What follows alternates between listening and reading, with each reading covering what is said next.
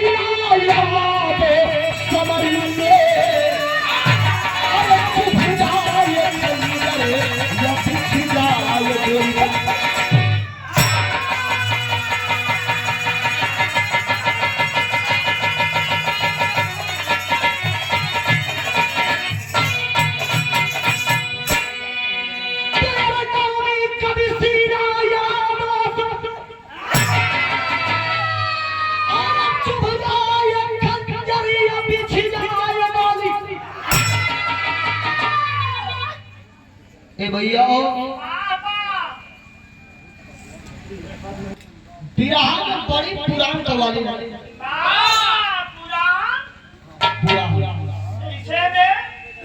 जैसे में पुरान में बड़ी बाजा, जैसे में पुरान चावल, अच्छा पुरान दारू,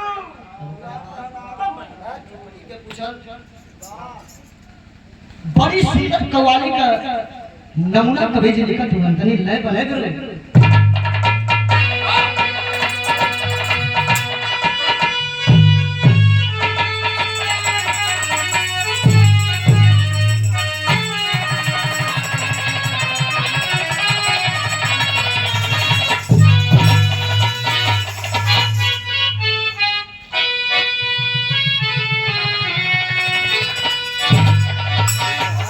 हमारे सुरेश भैया का बड़ी पसंदीदा गीत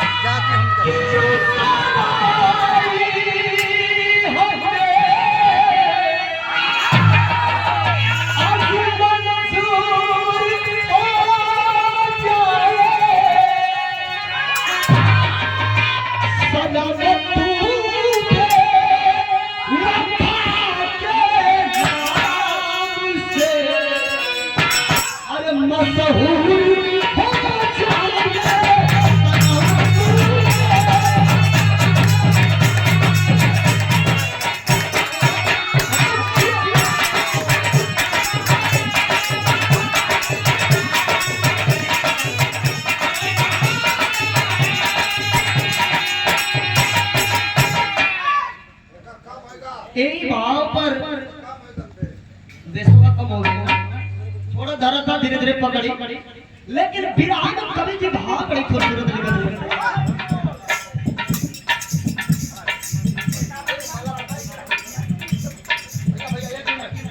तनी आप लोग क्या भरे वर्तमान प्रधान जिनका कहा जाता है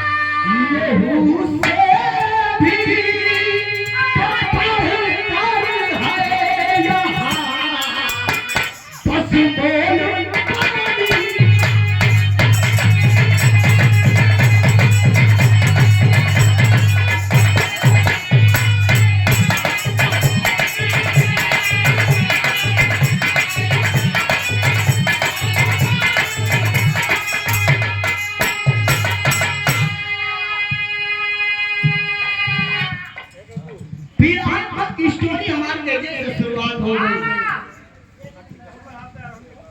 कैसे?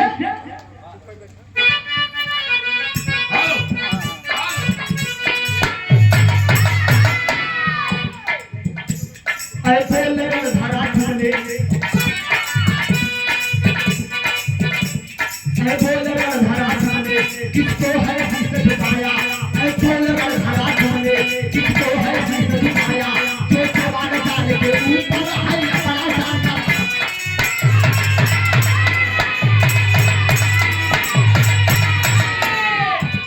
पंजाब प्रांत का नाम, पंजाब प्रांत का नाम, शमशेर सिंह उलमाती, पंजाब प्रांत का नाम, शमशेर सिंह उलमाती, क्या चेला हम के अंदर आई।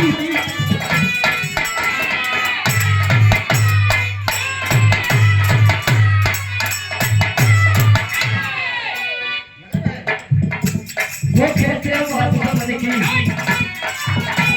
वो कहते महत्व की, सीधे में खाया डोली, वो कहते महत्व की, सीधे में खाया डोली, वो खाया दुनिया से छूटेंगे।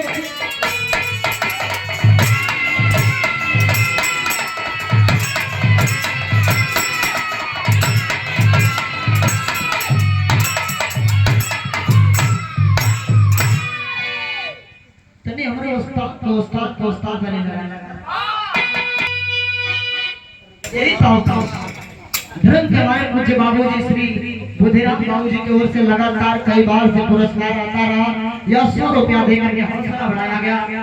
आपके श्री चरणों में प्रणाम करते हैं। मालिक आपको सुखी रखे। उपस्थित सभी जन सबों को कोट कोट साधन। मालिक से यही अर्जी करता हूँ कि बाबूजी आपको ऐसे ही सलामत रखें। शिकायत 2 बार बोला ना भैया, ज्यादा ही को हालो अब कहीं उस्ताद भैया इको ढेर बाबू कम कराए के तनी हालो अभी कम करो हालो हालो हालो और कम करो हालो आवाज तनी उठा दे कर हालो हालो हालो हालो।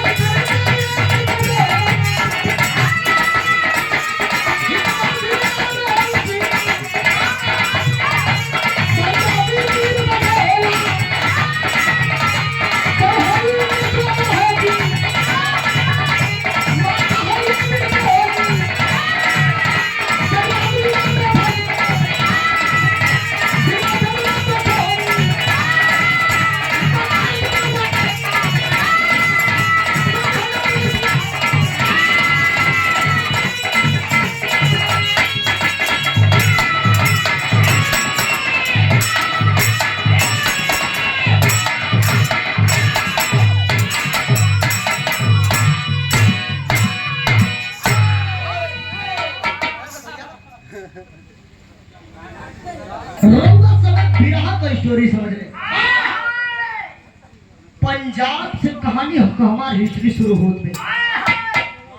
पंजाब का रहे वाला बाबू शमशेर सिंह उन्मादी, उनका धर्म पत्नी का नाम बतावल जाला सुशीला देवी। परिवार बड़ी हंसी खुशी में बात यही में बाबू शमशेर सिंह उन्मादी देश का रक्षक, सीमा का फौजी, सदैव प्रहरी रहे। शादी हो गई सुशीला देवी से, परिवार में बड़ी खुशी है। यही बीच में 4 साल बितौला का अंतराल में ऐसा परिवार में खुशी का झलक आ गई। अगर खुशी का झलक का आई, परिवार में सुंदर सलोना एगो बेटवा पैदा भइल। नाम कर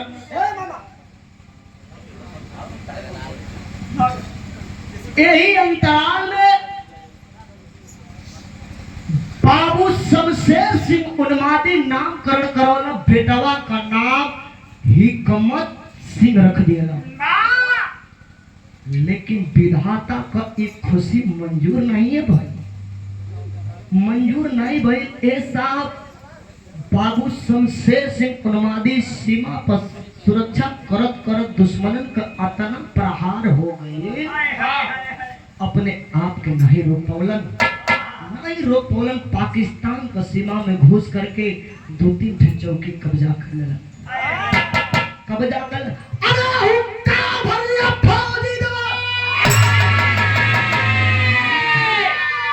पाकिस्तानियों में खलबली मच गई। अरे कौन जवान है भारत का? अरे बाप रे बाप, इतने में पाकिस्तानी दुश्मन का नजर पड़ल, हमारे देश के फौजी के पकड़ ले। पकड़ला ये भैया, फौजी के पकड़ के कटघरा में बंद कर देना। कोई पता ना हो, ये हमारी खबर हेडक्वार्टर से आ गई कि सुशीला देवी आपका पति फौजी ही शमशेर सिंह उन्मादी अरब वीर गति को प्राप्त कर गए।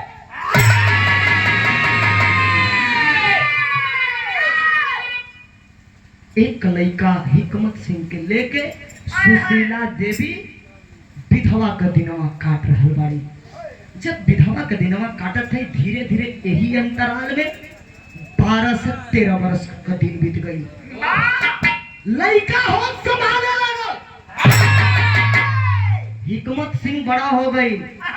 जब 12-13 साल का उम्र भइल बा, माई सुशीला देवी विधवा का दिन एगो लड़का का लेके काट रहल बाड़ी। लड़का 12-13 साल का हो गई, होश संभाल गई। जब होश संभलने बा, लड़का पूछत हुआ कि अरे यार तेरे पापा का आता पता ना हो। लड़का खेलत बा एक दिन टोली में, इतनी बात सुनलस 12-13 साल का हिकमत सिंह लड़का दौड़ल अपना महतारी के पास आई।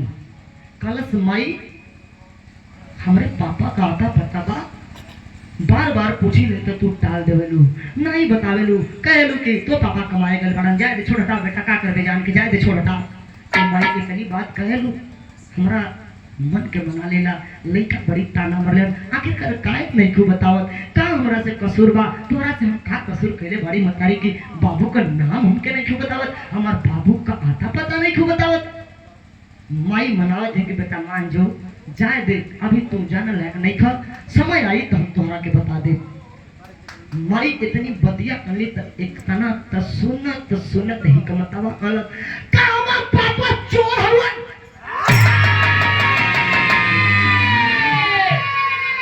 ये तुम ना बता में कतरा करू, इतनी बदिया माई सुशीला सुनले बाहो, अखियां कदार गंगा जमुना कबरसा टोके लगत साहब। अरे हिकमत सिंह के खींच के चाटा मारली। मम्मी कि तू कौन तरह के तुम्हार पापा चोर हुवन, तुम्हार पापा डकैत हुवन? नहीं रे बेटा, तो पापा चोर डकैत बदमाश नहीं रहलन। जाना चाहत रे कि तो पापा का रहलन, जाना चाहत रे बेटा कि तुम्हार पापा का रहलन, तो सुन तो पापा का रहलन। अरे तेरा बाप हिंदुस्तान का फौजी था। इतनी बात सुनते हिकमत सिंह का खुशी का असिया और बढ़ गई। जब असिया बढ़ल बा, ए साहब लड़का जज्बा ठान ले, अरे शेर के घर शेर पैदा भइल बा, शेर के घर में शेर भइल बा, वरना शेर कबो नहीं पैदा होई रे माई। लड़का जज्बा ठान के तैयारी करे लगल। धीरे धीरे 6 साल का दिन बीत गई। इतने में खोली भर्ती होके लगल। माई से ये बात हिकमतवा कहता कि हम अपना बाप को तरी फौजी बनब, शेर का बेटा है, शेर का बेटा है तो शेर की तरफ मर के आऊंगा, शहीद होके आऊंगा, वरना जीते जी चेहरा नहीं दिखाऊंगा। इतनी बदिया सुन सुशीला देवी छतिया धुना हो गई। काले बेटा तू तैयारी करा, हम तो सोचत थे कि एक लाल हो एक आंख हमरे हो, लेकिन होई तो सीमा का जवान फौजी बनी रे। लड़का तैयारी करे लगा। देखवा धीरे धीरे 6 साल का दिन बीतल है, 19 साल का भइल का विराम में बड़ी पुरान तरज लाग गई।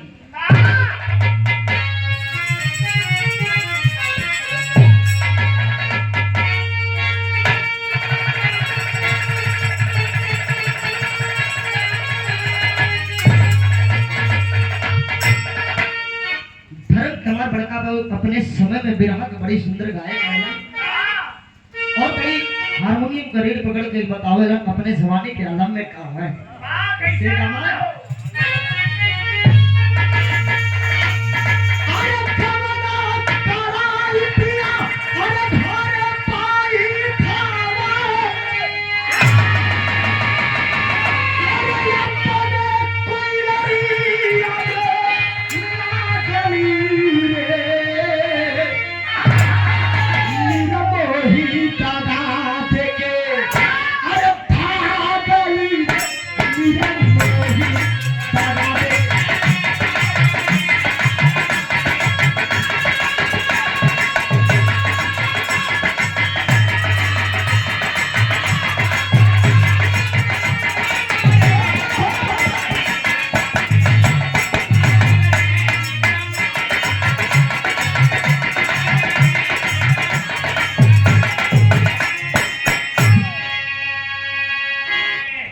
तरजबा माई जजबा भरे लगली अपना लइकवा हिकमतवा में हिकमत सिंह के जजबा भरली लेकिन हिकमत सिंह अपना महतारी सुशीला देवी से कहे कहा कहे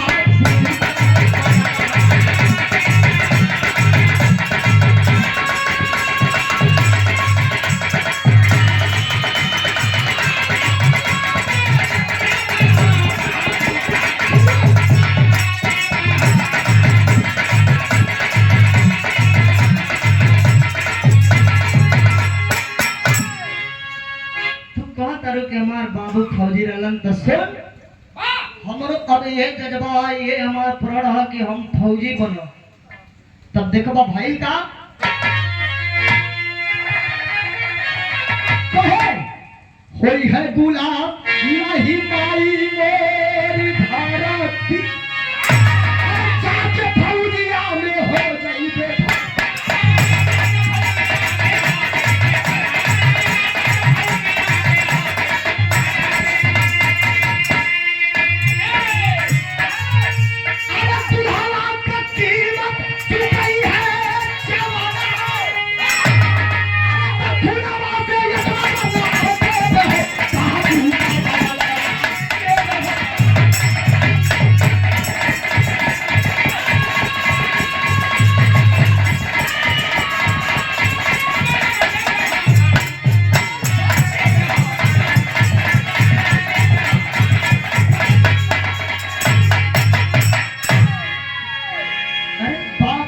इतनी बात कहे तब माई सुशीला देवी कोई आंगनवा में बैठल लौट गई खुशी के मारे हाई देखबा धीरे धीरे साल भर और बीत गई लड़का को उम्र 20 वर्ष हो गई जजबा ठान के 2 साल तैयारी कैलस रियाज मार करके मुस्कंडा जवान तैयार हो गया जब तैयार भइल तो भाई का बिरहवन फिर एक लाइन गीत लगे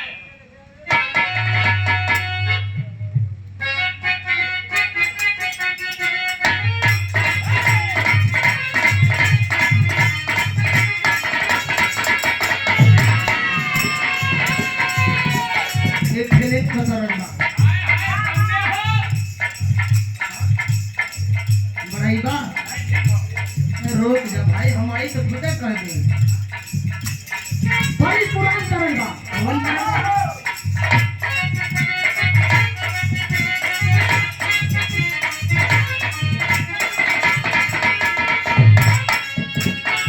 ना केहू के घर से बपुरी ना केहू के घर से बपुरी ना करे मजबूरी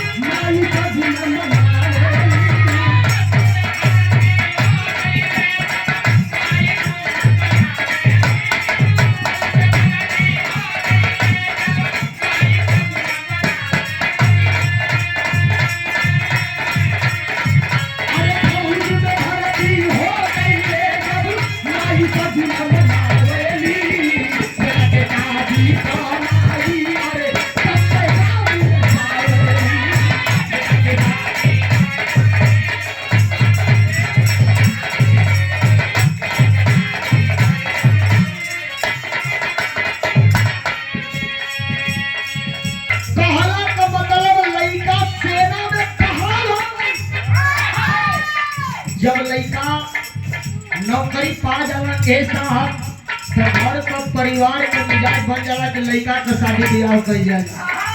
हमारी शादी तय करी कहा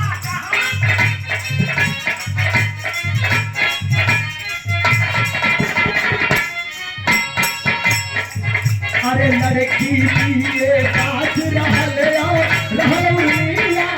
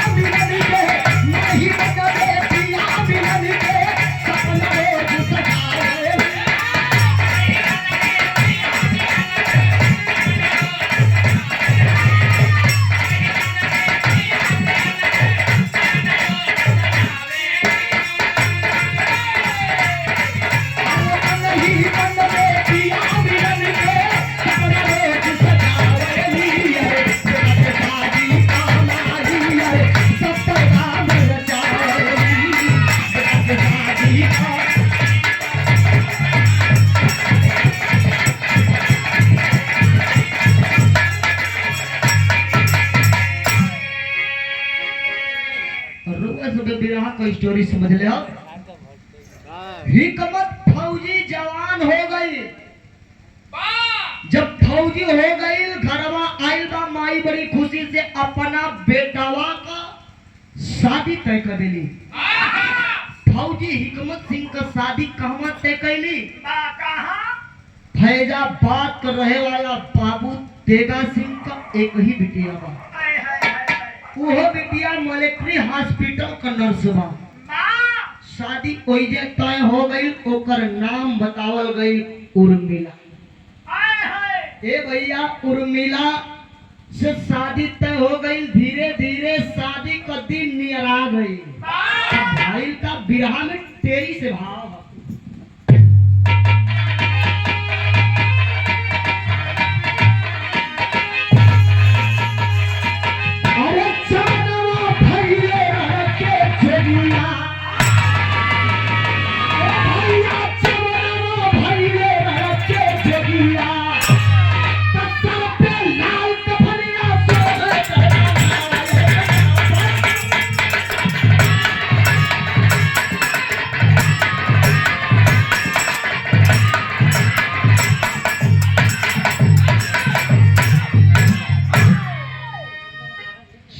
लाल कफनिया सोहर कर कंगनवा हो जवनवा भइले रंग के जोगिया। अरे बाप रे बाप, शादी का दिन धरा गई। धीरे धीरे तेल हल्दी का दिन नियर आ गई। तेल हल्दी का दिन नियर आई। धीरे धीरे समय आ गई। तेलो हल्दी उठ गई। हाथ में कंगन बंधा गई। एवर पंजाब में हिकमत सिंह को घरे और उधर फैजाबाद में बाबू तेगा सिंह को घरे। दोनों जगह तेल हल्दी उठ गई, कंगन बना गई। अचानक हेड क्वार्टर से खबर आ गई। हेड क्वार्टर से खबर आ गई। संदेश चिट्ठी द्वारा आई बा, अरे जवान तुम्हारी छुट्टी कैसे की जा रही है? दुश्मन पाकिस्तानियों ने मेरे देश भारत माँ के ऊपर चढ़ाई कर रहे हैं। जवान छुट्टी कैसे की जा रही है? गौर करेंगे बाबूजी। कंगन बदले बा जवान अपना माई से ये बात है। का कहे? चौकड़ा से भाव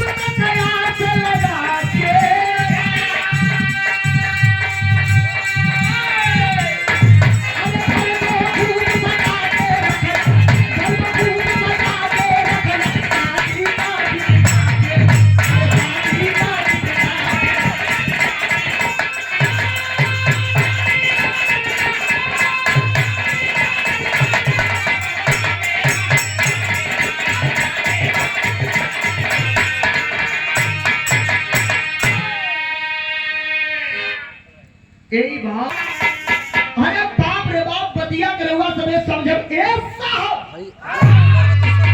हिकमत थी कॉलेज की माई। अब हमार परीक्षा के घड़ी आ गई, ऐसा करा कि इ तेल हरदी उठल रहेगा। अब देश हमार खतरा में बा, हम जातानी अपना भारत माई का रक्षा करें। तारी से हिकमत थी कॉलेज के तू शादी का गीत गाँव नहीं गावत रही हो।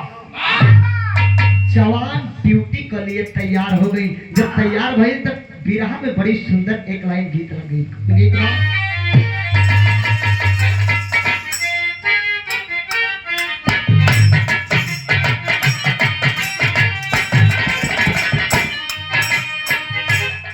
एक तरह से हम कितना कोशिश करेला, जितना बढ़िया माई बहनी हमार गा देवेली, हम तो बस करना है, लेकिन कोशिश ना कैसे गावेली।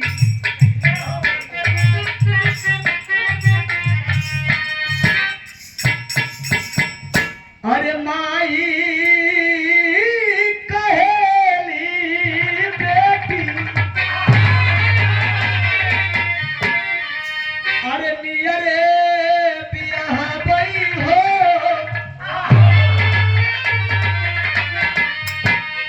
माई कहेली बेटी, नियरे बियाह बई हो, बाबू कहेले बाई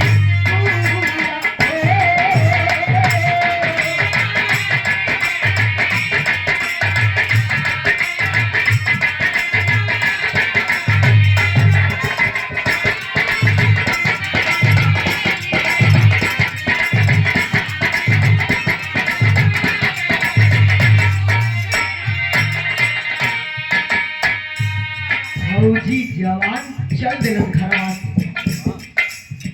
अरे पधले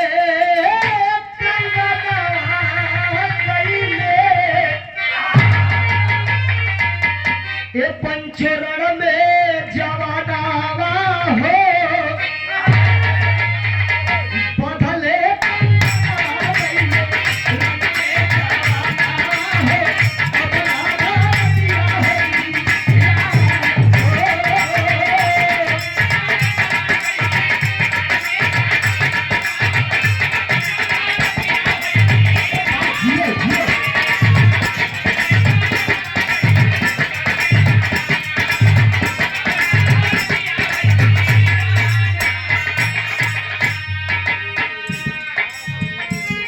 पंजाब से शहीद शमशेर सिंह उन्मादी का से बेटा जवान फौजी हिकमत जवान चल दिया।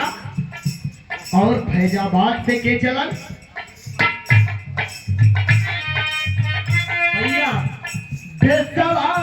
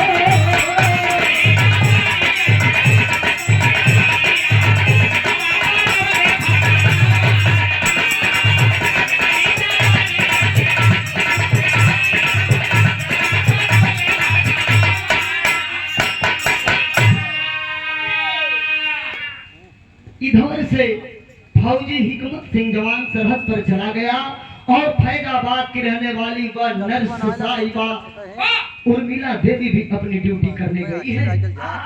अब देखबा भैया जवान सरहद पर जब चढ़त होगन तब बिरहा कहीं धार पकड़े लगा। चला भैया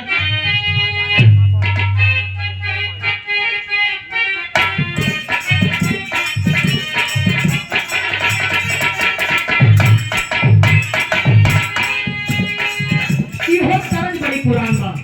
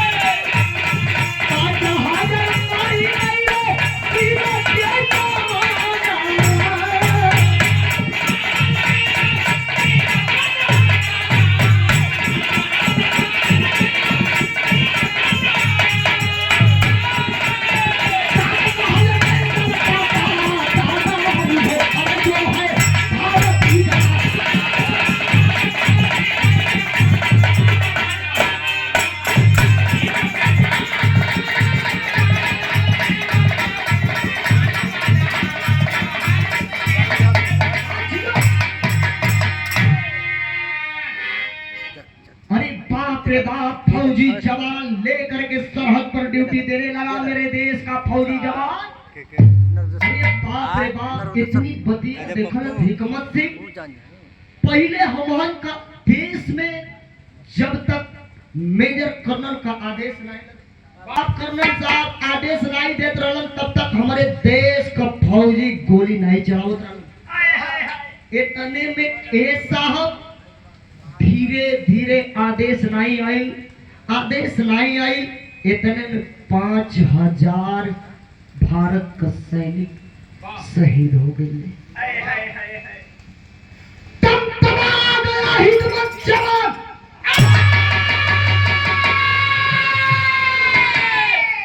कहा वर्दी की गुरूर दिखा रहे हो, साले भाग जाओ नहीं अपने ही गोलियों से भून दूंगा।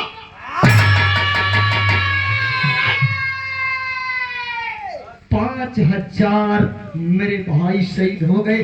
आंख में पट्टी पड़ी है सालों, सामने से हट जाओ वरना मेरी गोली आग उगल रही है। इतनी बात जब मतलब वो फौजी जवान कर्नल साहब तब मना करत हुआ, जवान बर्दाश्त नहीं कपोल तब फिर बिरावा बढ़ गई भैया। बिहार में चौलरिया का तरह आ गई। कौन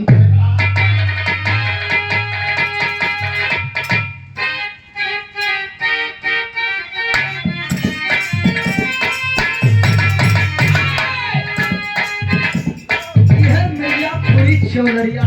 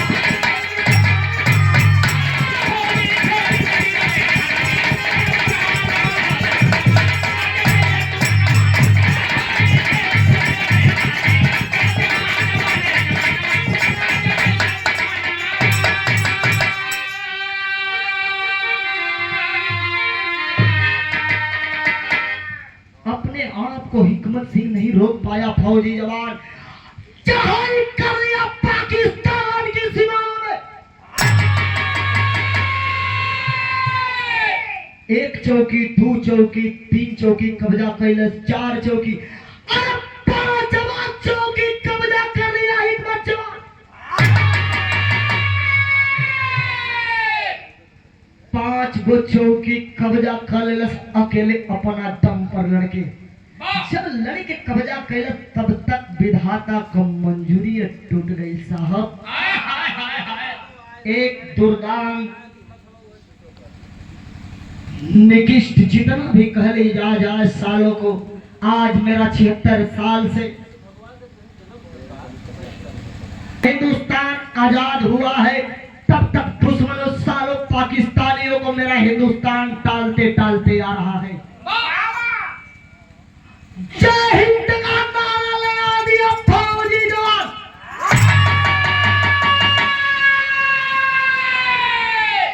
कल अरे सालों मर जाऊंगा तो तिरंगे की कसम है। जब कैद कैला पाकिस्तानी सीना में गोली मार के कहा क्या मंसूबा है बता दे। का इनकलाबी का बच्चा हो, शेर के घर शेर जन्म के आया हो, अपने बाप का बदला चुकाया था। मेरा बाप 5 चौकी कब्जा करने के बाद पाकिस्तान की सरहदें में मैंने जब सीमा सुरक्षा पर आया, मैंने देखा मेरा पिता, मेरा बाबू शमशेर सिंह पाकिस्तान की सीमाओं में घुस करके 5 चौकी कब्जा किया। आज उनका बेटा शेर की मौत मरा है सालों। इतनी बात कहते कहते जय हिंद का नारा लगाया, इनकलाब का नारा लगाया, मेरा फौजी जवान घायल हो गया। इतने में मेरे देश के जवान सिपाही धुआंधार बरसात करने लगे। धुआंधार बरसात कैला तो वो दुश्मन भाग गईला। जब भाग गईला तो अपने भारत का फौजी जवान का उठावत हुआ। वो कैसे उठावत हुआ भैया, बिरावा में दर्द लागत।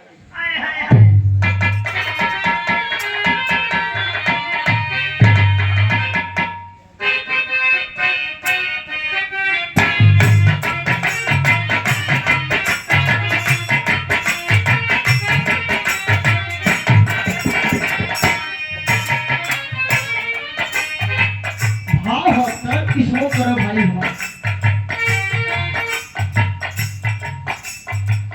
घायल जवाना के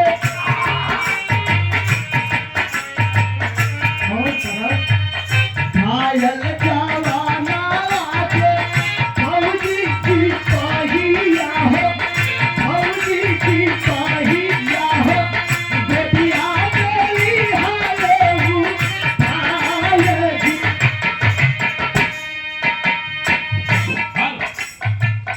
ओही शिविर में पहुँचे,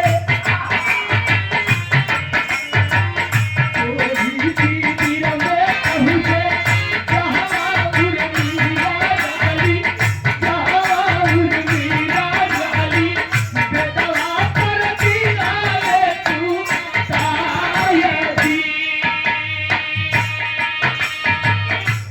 करेली सेवा उनकर ये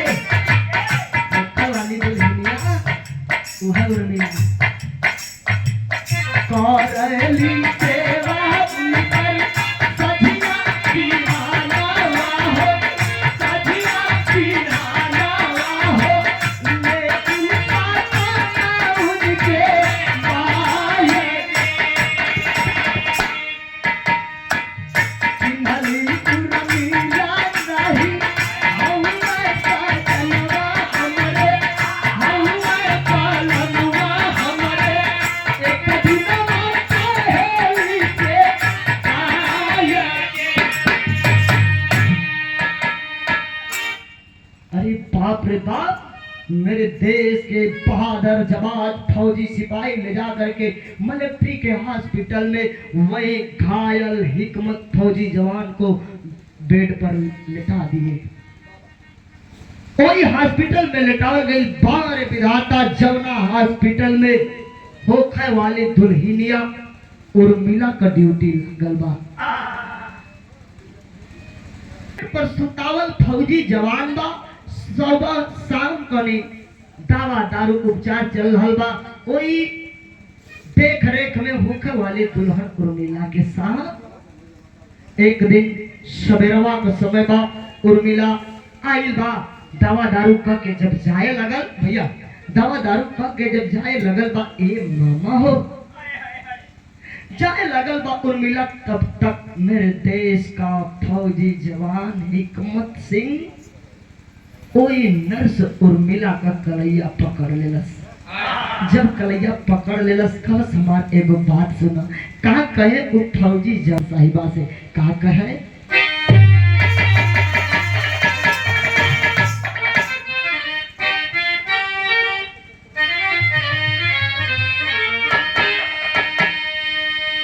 बतिया हमारे सुना अरे तेई के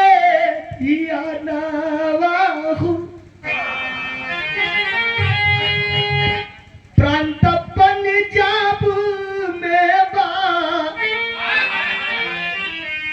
एक साहिबा हमरो मकाना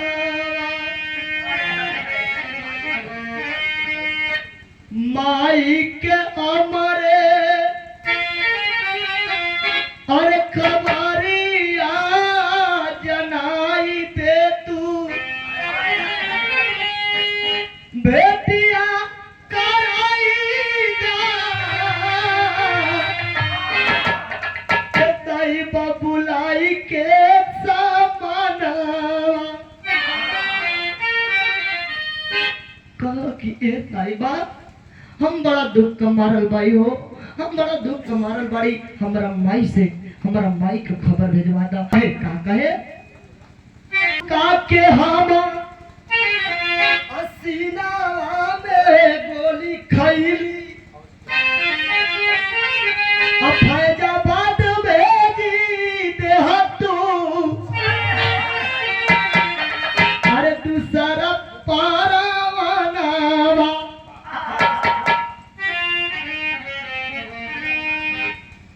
तेगा सिंह का बिटिया उर्मिला के बोलवाई दे तू अरे देखी ले हती पिया के आया के भारी नाया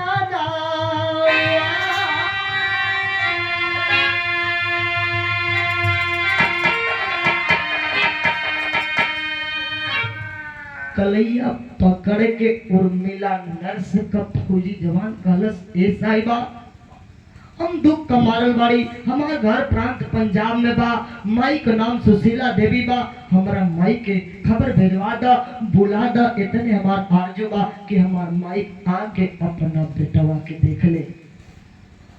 इतने नहीं एक बात और कहला, पैर के तले जमीनिया खिसके लगी। अरे बाप रे बाप, वह हिकमत फौजी का फैजाबाद के रहे वाला एगो बाबू मोहम्मद साहिबा, एगो बाबू मोहम्मद साहिबा हमार सगाई होके वाला, शादी होके वाला बा।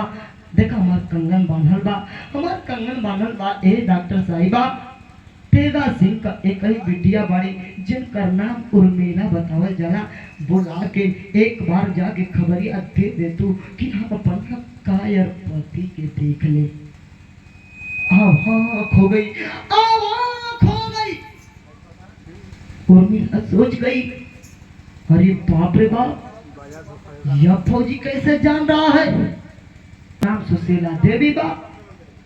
अरे बाप रे बाप, तुम्हारा माता का नाम सुशीला देवी बा। हाँ साहिबा, हमारा माता का नाम सुशीला देवी बा। का तहार पापा फौजी रहलन, शहीद हो गए बड़न।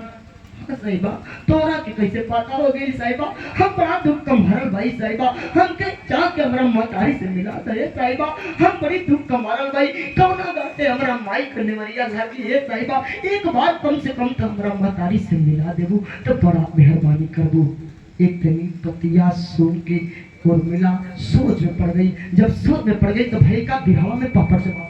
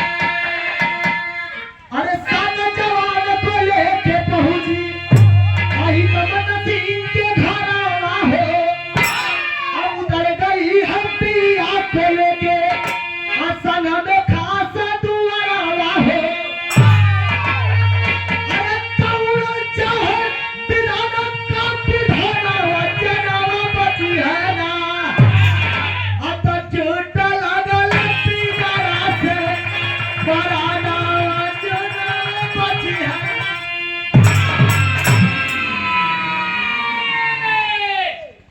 इतनी बात जब फौजी का उर्मिला नर्स सुनली, ए बाबू तुरंत ड्रेसिंग करला के बाद दूसरा कपड़ा मंगा करके फौजी जवान को एक होनहार जवान सिपाही की तरह सजा करके गाड़ी में बुला करके 7 जवान को ले करके वह डॉक्टर नर्स उर्मिला पहुंच गई है पंजाब की नगरी माता सुशीला के दरवाजे।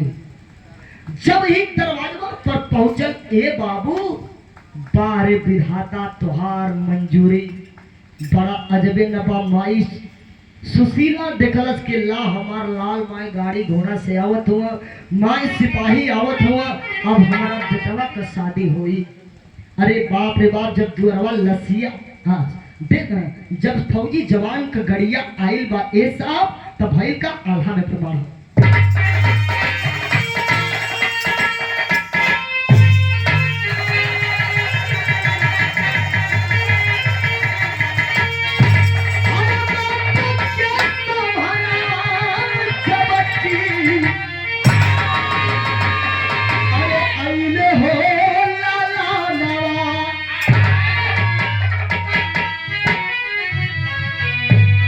लहू न पवले लाल एकाहू चुपा।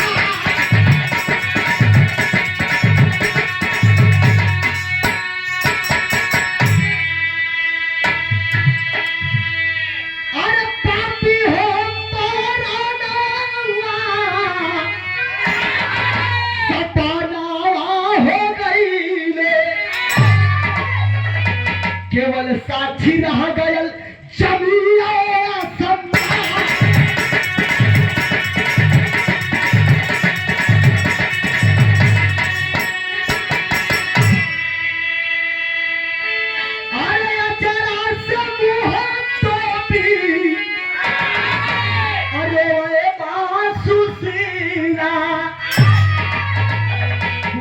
लीला रावा के आपन दुखा।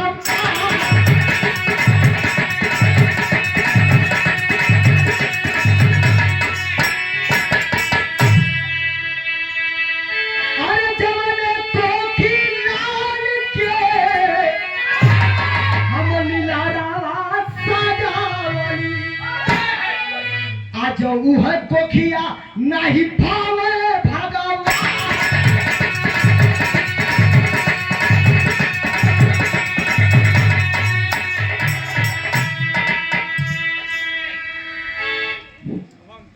माई सुशीला कहे लगली कि जब दरवाजा पर गड़िया आई, कहली कि हमारा बेटा का शादी विवाह हुई।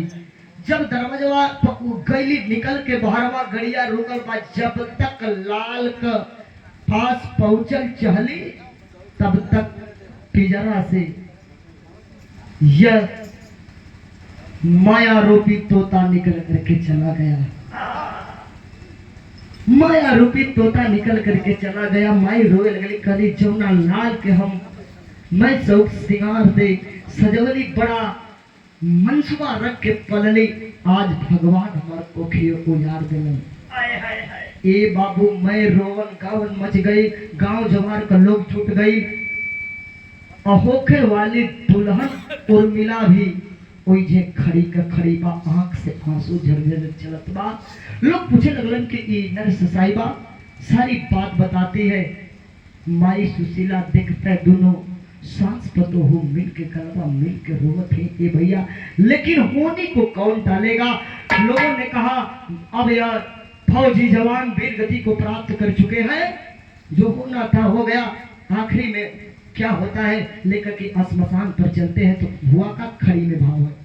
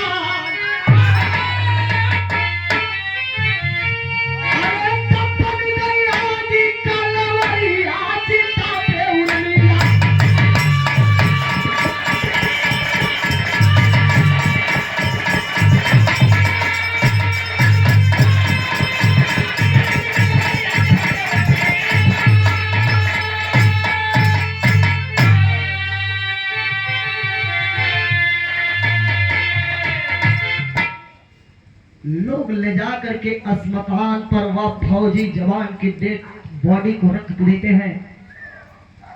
अरे काहे घबरात हुआ जब बाबू उठा करके कंधे पर संदूक बना करके ले करके जाते अस्मशान पर डेड बॉडी को रख देते हैं। अग्निदान देव का नंबर आयल तो